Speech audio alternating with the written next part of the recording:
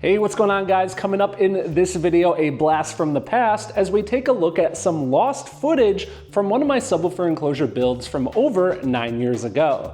This video is brought to you by our show sponsor, New Concepts, and their amplifier wiring kits. If you're installing an amplifier, these kits are a great choice as they include the needed power wire, ground wire, an inline fuse, speaker wire, RCA signal wire, and various connectors. All the goods to install an amplifier with quality parts at a great value. Personally, I've used New Concepts for a long time, long before I ever even started the YouTube channel, and I've always had great results. So if you guys want to check it out and learn more, check out the links down in the video description.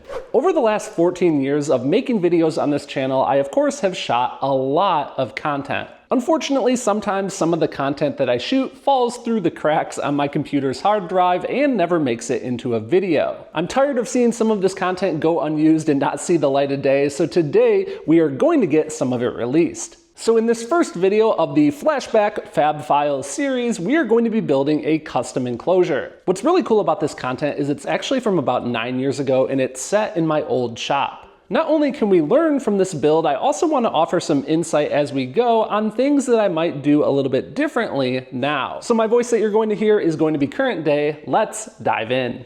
To get this project underway, much like today, I wanted to start the enclosure build with a proper blueprint design. You can see that for this project, we're going with a slot-ported enclosure that has an internal window brace, a double baffle, several 45-degree corners throughout, and will be built out of MDF. To get the build process underway, I of course used the table saw to cut this material. This was my older table saw, and I still use that push block to this day. I really like the way that it works. Now, something I really notice in a lot of my older videos is I'm oftentimes double checking the measurement from the fence to the table saw blade. Unfortunately, the fence on this table saw wasn't always the most accurate, so I'd definitely recommend, if you can afford it and you can upgrade, to get the best quality fence that you possibly can. Now, I don't have footage of all of these pieces being cut, but here's my material stack ready for some more fine details to be added. The first of which is I want to make a cutout hole in this baffle for the subwoofer itself, so I measure out the center hole location. In that spot, I'm going to drill the center of a hole, and notice that I have two boards stacked on top of each other. That way, the center hole location is perfectly in the exact same spot for each of these boards. So to cut this circle perfectly, I will be using a router guide that is affixed to the router. Now, something different I would do nowadays is I would use a plunge router. In this case, I don't have a plunge router that plunges down into the material, so I have to carefully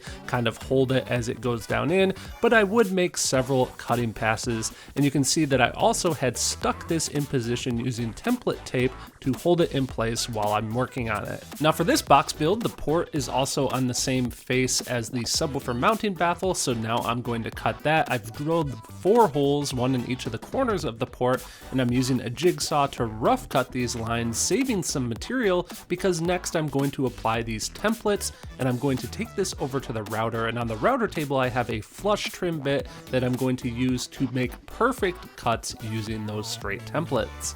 Something I would do differently today is I would stick all 4 templates, one for each side on there, and make this cutting pass all in one go, but it is possible that I didn't have 4 templates at the time, so I was making do with what I had. Now for the matching baffle, I again rough cut using a jigsaw, but I want to make sure that these 2 pieces are perfectly flush on the port, so rather than using the templates again, I've just stuck these pieces of material together and I'm using the port from one to copy to the other.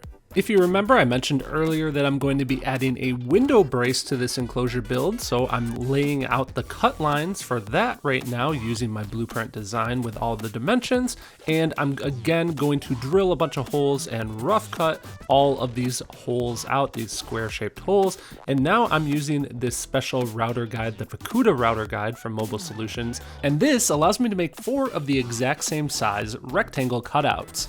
Here we have our completed window brace. Now do notice that those inside corners are sharp, so I want to take a roundover bit on the router and I'm going to go around the inside of each of those cutouts, and that's just going to smooth these over, giving this piece a much more finished look and allowing air to easily flow back and forth over that brace. Now another router detailed step we need to do is I'm going to take one of the large oversized bearings from this kit here, and I've put it on a rabbiting bit, and these are going to be the side pieces of the enclosure. I'm using this rabbiting bit to add a little groove into the edge, which you can see in this video clip here. This is going to help me later during the upholstery process for tucking the carpet material. For the final bit of router action, I didn't film it, but I used a roundover bit to add a roundover to the inside of the port entry there, along with the outside of that flush mounted ring that goes around the subwoofer.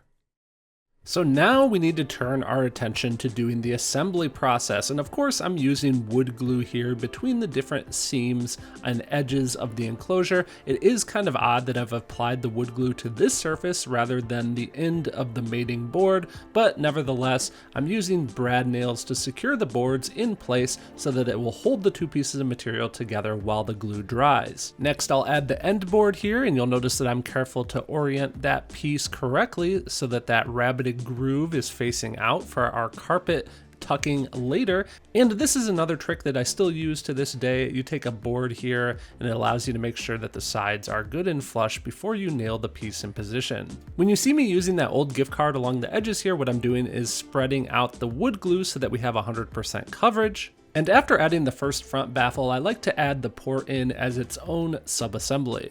After adding the window brace, I also apply glue to each of these corner 45 pieces and secure those in the enclosure. And then I apply wood glue to all of the exposed surfaces before I apply the top of the enclosure. And of course, off camera, I nailed that in place as well. Now I need to add that second outer baffle, and I'm applying a bunch of wood glue. And again, something I would do a little bit differently here nowadays is I would apply the wood glue to that second baffle instead. That way we don't have any overlap of extra wood glue sticking out on that exposed subwoofer mounting surface. Nevertheless, once I got that secondary baffle attached, we could take a look here at our final assembly of our enclosure. An important note, something that I just noticed, is I also used a rabbiting bit around the outside entrance of the subwoofer itself. This way I could make sure there were no upholstery materials on the surface that the subwoofer would mount to. Now it looks like I didn't film the upholstery process on this one, but you can see that I used this trunk liner carpet material. And I do want to point out on the end caps here where I used that rabbited groove, I used that to tuck the upholstery material into that gap and have a nice clean seam. In this video, you can see that with a jigsaw, a table saw, a router, and a few different bits, you can definitely make a quality enclosure. With that said, if you would like to see some of my more recent builds, definitely be sure to check out the playlist here on screen. Next time you need an amplifier wiring kit for a build, be sure to check out our show sponsor New Concepts and learn more at the link down in the video description. And a special thanks goes out to them along with Jerry and the rest of the Patreon membership team for making these videos possible, and thank you guys for tuning in and watching.